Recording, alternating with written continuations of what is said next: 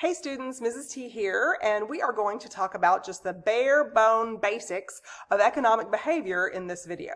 Now, you won't really find a section in your chapter or in your textbook about this. I wanted to kind of back up like we did when we were first talking about agriculture and the different subsistence strategies, food getting strategies, in case you don't remember when I say that word, and it's been a few weeks since we had it in our notes. But remember that subsistence strategies are plans of attack that we in different cultures use in order to get the basics that we need for survival, like food, shelter, clean water, and that kind of thing. And there was foraging and horticulture, agriculture, certainly intensive agriculture, pastoralism, those kinds of things that we covered in those early chapters. Industrialization is also a subsistence strategy. It's the one that you and I are most familiar with. And so we will be focusing on industry and services in this weekly unit, and then some more in the final week of the semester. But let's back up and just make sure that we understand the basic premise for behavior in human societies, and that is called reciprocity, this concept that I have on the board behind me. So anytime we have an interchange with people, whether it is talking, whether it is literally handing something to someone that they're going to use, anytime we interact with people, there is a measure of reciprocity that takes place. And when I say measure, they are the ones who measure it and kind of decide whether we want to continue with that relationship or not. Okay, so reciprocity is just the basic economic behavior that exists in human society. And I keep saying human society because you will find economic exchanges that happen in other species in the animal kingdom. It's fascinating to study this. And you can do that if you want to study, say, anthropology, for instance, physical anthropology. But there's definitely a give and take among lots of different animals in the animal kingdom. And reciprocity is the term that refers to that give and take. Okay, and so among human beings, reciprocity comes in three basic forms. And so you have to put one of these three basic adjectives in front of it in order to know what type of reciprocity you're talking about. So let's talk about balanced reciprocity really quick, because probably most of our minds go to this idea that when I give you something, I should get something equal in return. And when I say give, think of it in a sales kind of exchange pattern. So balanced reciprocity is really the idea that we in Western society, with our cultural group, with our religious affiliation, with our ethnic identity, typically we think of a purchase and a sale as something that should be balanced from one side to the next, balanced reciprocity. So if you're selling me a car for $6,000 and I find the same car with the same quality tires with the same mileage down the road for $4,500 instead of $6,000, then I probably am going to feel cheated by you, and it will diminish the relationship that we have. I won't want to do business with you again. I might not even want to be very friendly if we were friendly before. And so what I need as a consumer and something that I'm buying from you, I need not to feel swindled. And so balanced reciprocity is the idea that we are both happy with the exchange that takes place. I value what I got to be a fair exchange for what you asked for and you agreed to take, and we both leave the situation happy. It's really what good partnerships like best friends or spouses are supposed to have with each other. I don't at all bring the same skill set or care to the table that my husband brings to the table, to our relationship, so to speak. But because he has certain assets and certain behaviors that he brings, and I have certain assets and certain behaviors that I bring, that we both feel is balanced out, we have a really good, solid personal relationship. And there is no dollar value necessarily that we are pinning onto who's going to put the groceries away or who folds the laundry or these kinds of things. But when the partnership feels equal, then it's going to last. It's going to last and be a long partnership. So if you have loyalty to a brand, if you have loyalty to a store, if you have some kind of stick-to-itive kind of attitude about who you do business with, what is the reason? Probably, if we really zoom back and look at it objectively, the reason you probably have brand loyalty or store loyalty or any other kind of tendency to return to the same person or type of business to do type of industry to do business with, it's probably because you feel like the exchange you got the first time was valued equally to what you had to put in. If you felt swindled, you would probably not go back, and you'd probably tell all of your friends with whom you have a good balanced reciprocity relationship, hey, don't go to that store, don't go to that industry, don't go to that person. They don't treat you fairly.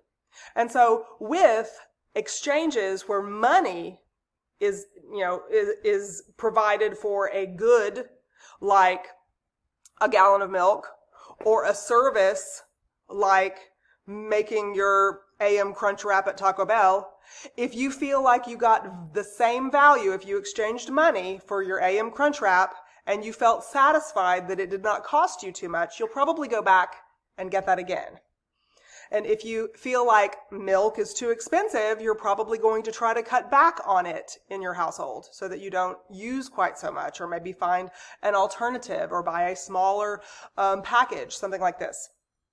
Okay, so as long as we feel balanced, then we tend to come back to that relationship. However, there are two more adjectives that we can put in front of reciprocity. And one of them is generalized and the other one is negative. Now let me cover generalized reciprocity first. It's on the board first, so let's cover it really quickly. So generalized reciprocity is the idea that someone, now I'm using terms in the micro scale, like the you and me level, but you can zoom out, and talk about an agency or an organization or something like this. Let's talk about generalized reciprocity at the you and me level, however.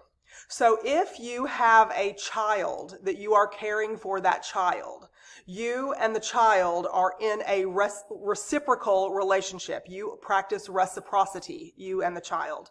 But the child is the one who needs everything, and you're the one who has to give everything. And we tend to do that.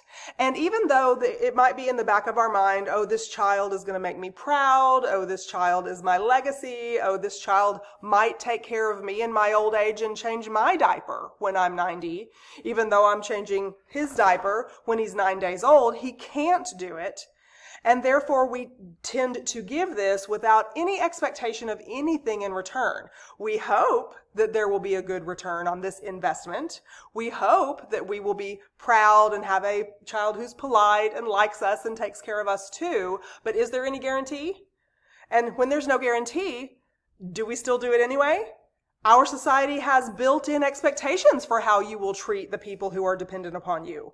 You must treat them in a way that is not neglectful and doesn't put them in danger and doesn't, have any kind of negative effect on them. Or if you don't follow the norms of our society, the state can come in. We've just talked about political geography. Those norms, law and order, those things can come in and affect us if we do not follow the standards that our ethnic group, our cultural landscape has in place for how we should treat those people who need us.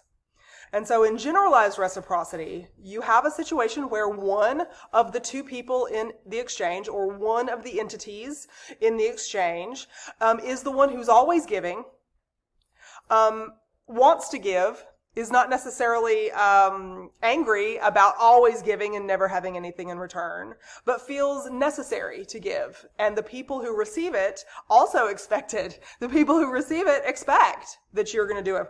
What is mama supposed to do? What is papa supposed to do? Well, mama and papa are supposed to do these things, and usually it's centered around the child's needs, the child's care, and the child's upbringing. All of these things that child can't take care of for themselves yet. And not often is there a situation in which you're going to hear a parent when the kid is 5 telling the kid, I'm going to be 90 one day and you have to change my diaper. We don't use that lesson. That's not part of what our society, other societies do, give lessons about how the youth is expected to take care of elders in their own home, of their own time, and be willing to do it. But we don't really do that in our society. We would consider it an imposition in some cases for somebody my age, I'm 50, to have to take care of an ailing parent in their 90s. We would think, we have to pay a service person to do these kinds of things. And we might try to pick out a very nice place to put mom or dad, but we typically don't do these things ourselves. And so if we look at that pattern, it sort of brings full circle the idea that the parent-child relationship is generalized reciprocity. We give, and then when we need, usually the child doesn't take care of even the financial obligation for paying for the facility, in most cases, not all, but in most cases. And in some cases, like in my case, I do have my parents and my husband's parents in the home with us, and we take care of them in our home. And some of our family members and friends think that we're crazy because it's not part of our cultural expectation, that kind of reciprocity to give to them who created a situation that we were able to have the lives that we have. And that's an odd concept to a lot of people in our culture, because we have typically in society as a whole, we don't think of care for the elders in this society in that way. So let's quickly talk about negative reciprocity before we finish up this particular video. So negative reciprocity is the third type of reciprocity. We'll start talking about the microscale way that we interact with negative reciprocity, and then we'll talk about how it translates into the exchange world of industrialism and for-profit enterprises. So profit is certainly king since agriculture, and we were able to produce surplus, and industrialization making manufacturing products easier, more plentiful. Certainly people do not do that because they are operating a charitable organization. They do that for a profit. And so profit is what we need to focus on with negative reciprocity. But first, let's talk about how this is just the basic of give and take, remember, of human exchanges. And so negative reciprocity happens when one side of the relationship is fully aware that they are paying more or giving more to the other side than they are getting or expect to get in return. And so one of my favorite human relationship dynamics that is characterized by negative reciprocity is in Western society in the United States. This isn't in everywhere, but in the United States, the grandparent-grandchild relationship is usually characterized by negative reciprocity. Because the grandparent, well, let's start from the grandchild point of view. The grandchild doesn't have any incentive whatsoever. They don't have a balanced reciprocity or a generalized reciprocity experience with a grandparent, because the grandparent is not the one who is expected to give the diaper changes, the teeth brushing, the baths, the taxi driving. They are not expected to do that through our cultural norms or through a family dynamic. That's not typically the way that things work.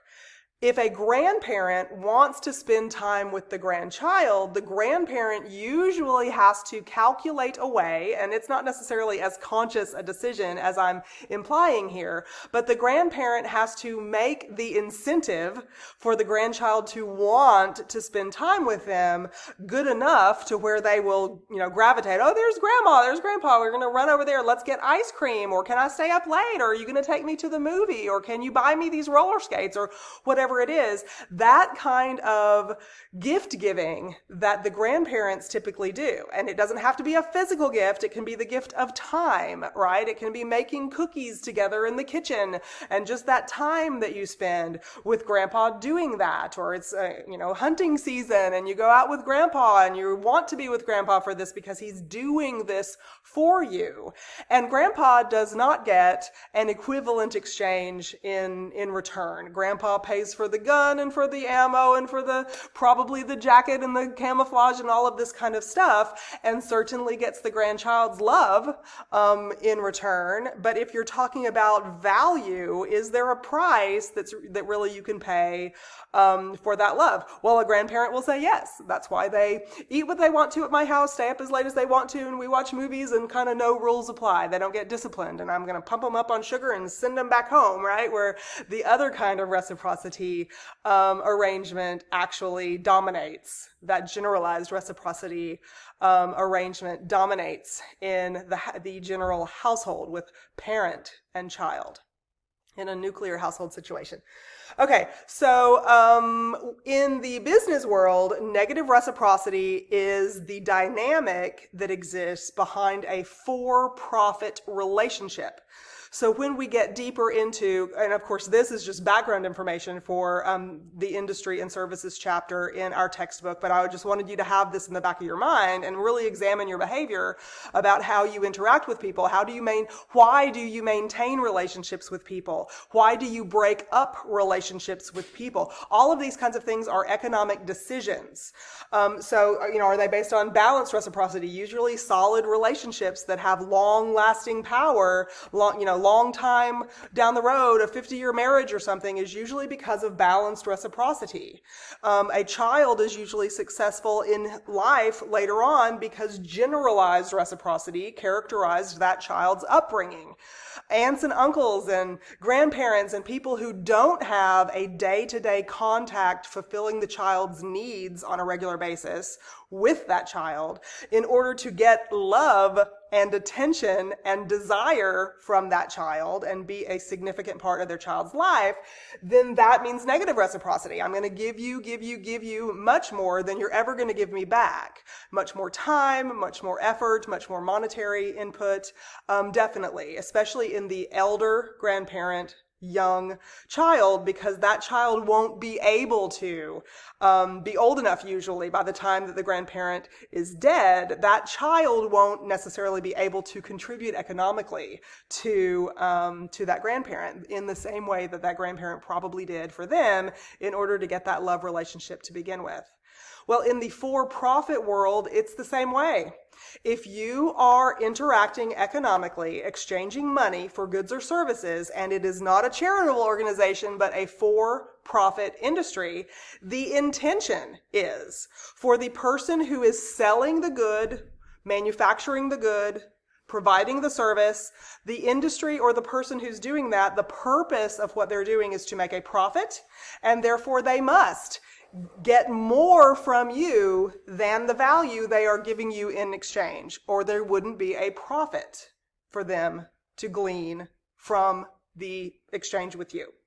And so negative reciprocity is a characteristic of industrialization, the consumer market, and the way that goods and services have morphed from the early days of the Industrial Revolution, and certainly the early days of the 20th century and the middle of the 20th century, where your grandpa and your great-grandpa will say, they just don't make things like they used to. Well, that's true, because in order to make things as they used to, they would be giving up a profit opportunity from you later on. And so if we reduce the quality, if we reduce the lifespan that something is going to live, if we reduce the lifespan that the operating system is going to be supported through the service that we interact with, then there is always a profit to be made off of you. And so there is always a negative reciprocity relationship with people who are selling things for profit and with the consumers who purchase those things. And you have to be willing to do that. There has to be some kind of at least a smokescreen of balanced reciprocity for you to keep on coming back and coming back and coming back. You have to feel like it's a good deal. But I promise you, there is always a profit to be had by the company that you're buying something from, or that company would go out of business. You do not hear an ad on the radio or the TV for Cleo's Furniture where they say, come in for our full price event, right? They say, come in for our half price event or buy one, get one free. You have to feel like you're getting a great value. But I promise you, even if it's buy one, get one free, they are making enough profit to pay all of the services that they need to keep their businesses open, pay their mortgages at home, pay their employees, pay everything, and make a profit off of that and earn salary, etc. But if you feel as though you've gotten a good deal, you'll go back again and you'll send your friends again and you will do business with them again. It's also important to note about negative reciprocity that as far as cultural ethnicity goes, many ethnicities on the planet, remember the culture, the patterns of behavior and the cultural attitudes, many ethnicities on the planet have built within their code of norms, their code of behavior, that among each other, you should, not just family members, but among people who share your religious belief or share your cultural background or share your social identity, you are obligated, kind of like a norm obligation in society, to treat people who are like you with balanced reciprocity, closer to balanced reciprocity than negative reciprocity. You might be in the for-profit business, but you're not going, like a banker, for instance. A banker does not lend money for free. A banker lends money for an interest rate. So if I go to you, and if Christians, for instance, had this pattern,